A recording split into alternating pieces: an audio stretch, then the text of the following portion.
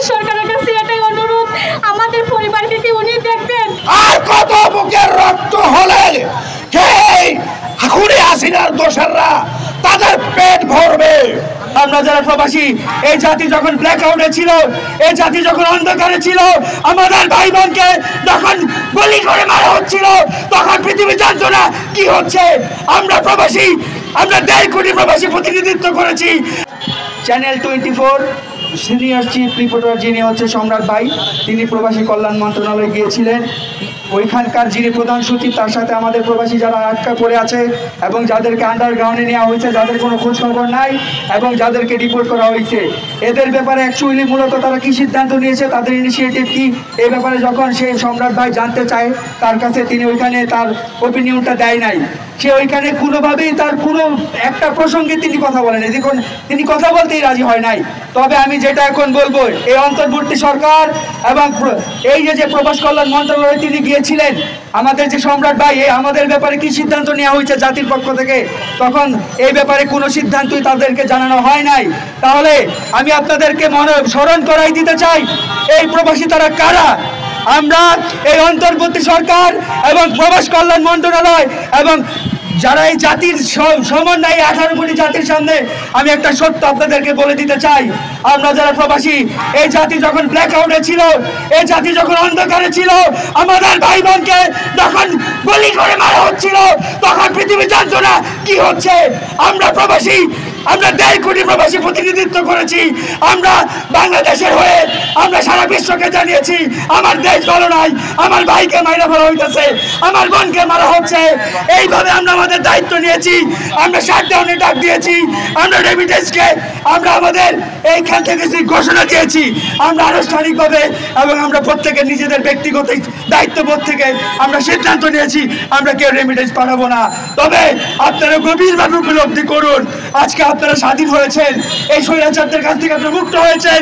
তবে আপনাদেরকে স্মরণ করাই দিই, এই মুক্তি আপনারা পাইছেন আমাদের সম্মিলিত প্রচেষ্টায়।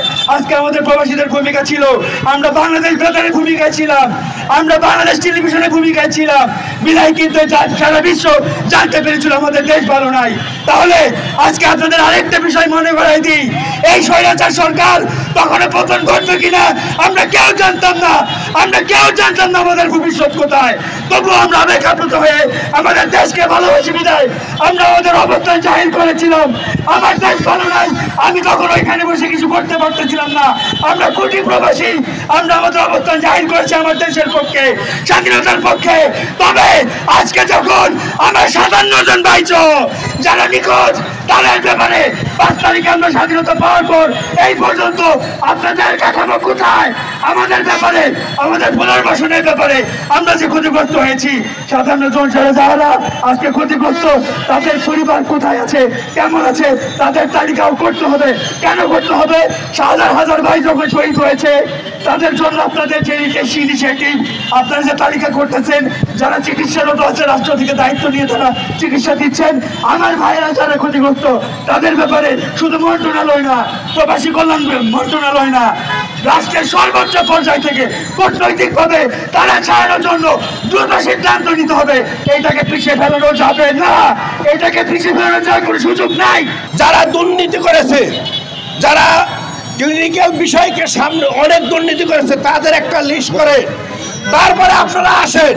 কেন ভাই আপনারা, আমি বক্তৃতা দিয়েছিলাম ওখানে সেই শাহবাগের মধ্যে, এইভাবে নানান ধরনের ষড়যন্ত্র এখনো চলছে।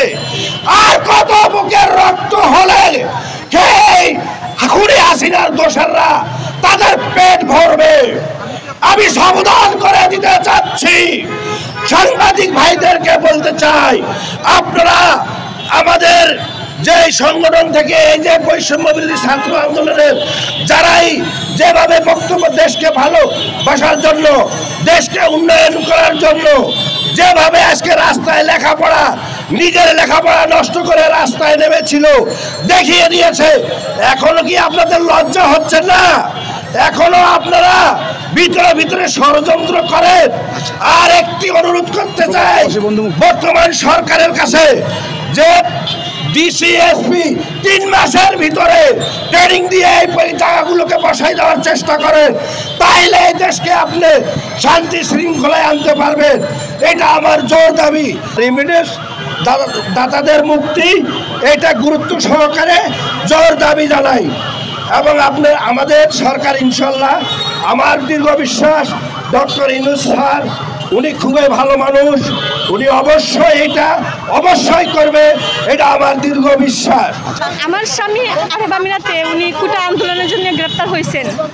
আমার স্বামী গত 3 বছর যাবৎ উনি আবুধাবিতে থাকেন।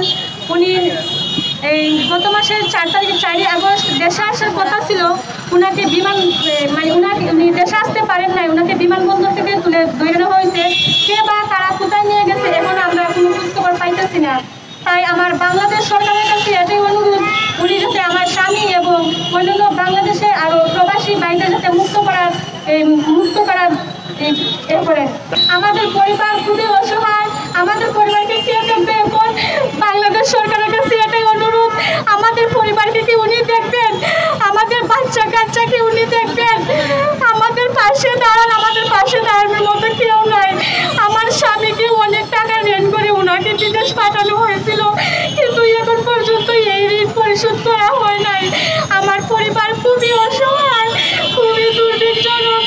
আমার পরিবারের পাশে দাঁড়ানোর মতো কেউ নাই। বিটা বাড়ি সব বেচা আমার স্বামীকে বিদেশে পাঠাইছি। সংবাদ, ফিচার ও অনুষ্ঠানের জন্য ভিজিট করুন সংবাদ প্রকাশের ওয়েবসাইট এবং যুক্ত থাকুন ফেসবুক পেজ ও ইউটিউব চ্যানেলের সঙ্গে।